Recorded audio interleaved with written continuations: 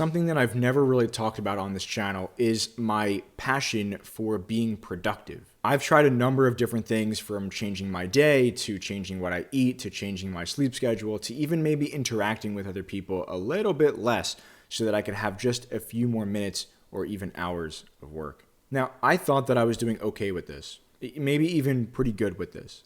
But I recently came across a statistic that said that on average, people spend less than 3 hours being productive in their day. I thought this was pretty mind-blowing. Am I average? Am I below average? Am I above average? I mean, really, 3 hours. It was actually like 2 hours and like 50-something minutes.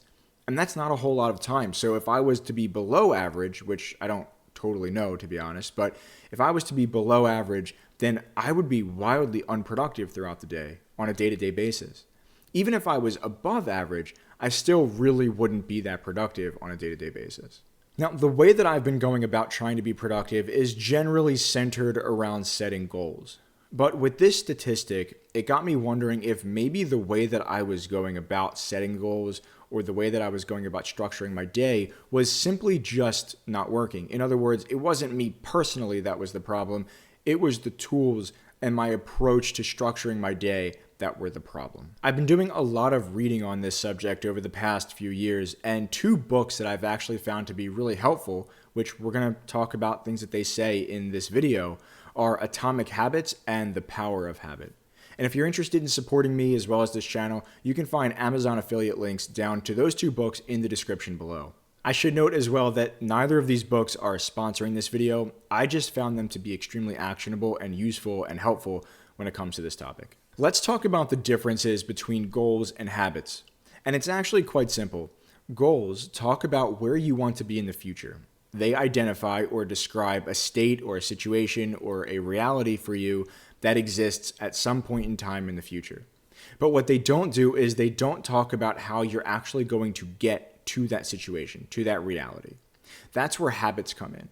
Habits allow you to build a system on a day-to-day or a week-to-week that allow you to actually get all of the work done in order to reach that goal. We want to build a system through habits that allows us to sustainably chip away at the work that needs to be done and ideally actually enjoy the work as we're doing it. That would be the holy grail.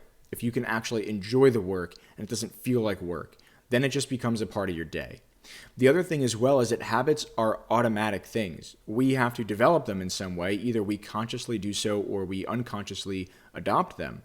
But habits are things that our brain can kind of put to the back and just set on autopilot so that we can simply just do them and not really think that much about them. And that's really where we want to be. Ultimately, if we don't enjoy this process and we aren't able to kind of set things onto autopilot so that it doesn't take up too much conscious energy, we're probably not going to get the goal done. We're not going to be able to reach our goals. For me, the book Atomic Habits was particularly good and helpful in developing this or identifying this framework. And again, you can find that link in the description below, but let's now finally jump into it and talk about how to actually go about developing healthy habits that can help you reach whatever it is that you're trying to reach. It's actually quite simple. You see, it comes down to two main things. Number one is determining what you want the habit to be. And number two is determining at what time and at what place you are going to perform the behavior that is required to develop that habit. So here's an example. Let's say that you have this goal of running a marathon. You can't just simply jump into running a marathon. So you need to do some training, and ideally you do that probably on a daily basis, right? So you want to create a habit, let's say, that is working out every day, doing whatever exercises are required to eventually then run a marathon. Let's say it's a year from now. So you might say then with this framework that I want to go for a run every day. The time and place will, let's say, be at 6 a.m. and maybe it will be in technically running would be outside, but let's say when you get up, brush your teeth, take the dogs out, whatever you have to do, you then just put on your running shoes and you go for that run. That would then be the habit that you've kind of developed in order to follow this framework. Now, sometimes habits can actually be pretty big.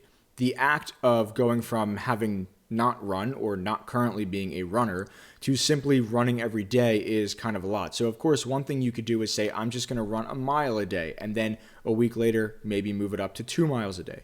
But another thing that you could do is you could also perform what is called habit stacking, which basically means that you have one habit that is extremely easy to do, and then directly after that habit, you say another habit will happen right after, and you get into the habit of doing things in succession. This allows you to develop a habit of doing smaller habits in succession that ultimately lead up to something big. So for example, you might say that your habit is to every morning at 6 a.m. when you wake up, at the side of your bed, you're going to keep your running shoes, and you're going to put on your running shoes first thing when you get up in the morning.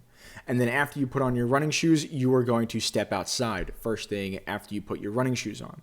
And then you're going to go for that 1 mile run each morning. So you now have 3 habits that are back to back to back that kind of get you to where you really want to be, which is running a mile every day. Another thing that is helpful in this case is to actually do what's called priming your environment.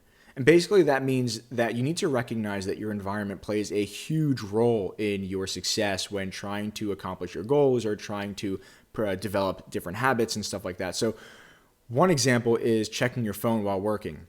This is something that I was personally really, really bad at. And so what I actually started doing was getting into the habit of leaving my phone on the other side of the room. That way it would be out of sight and out of mind, and it just wasn't really something that I would grab. And over time, the habit of reaching for my phone disappeared. In fact, I would leave it behind me so I really couldn't see it, and I would flip it so that the face was side down so that if someone called, it would just go to voicemail or something like that, and I wouldn't be disturbed by it. That worked really well for me, and that is another thing that you can do. So in the case of this running example, leave your shoes right next to the bed. That way, they're right there. There's really little excuse to not put them on because you're trying to build that habit, and they're right there, and you're making it as easy as possible for yourself to actually perform that habit as you intend to do so, and thus eventually over time reaching your goals. This was the first of this style of video, and I hope that it was mildly interesting. If it was, definitely subscribe, rate, like, and comment, and I'll see you in the next one. Later.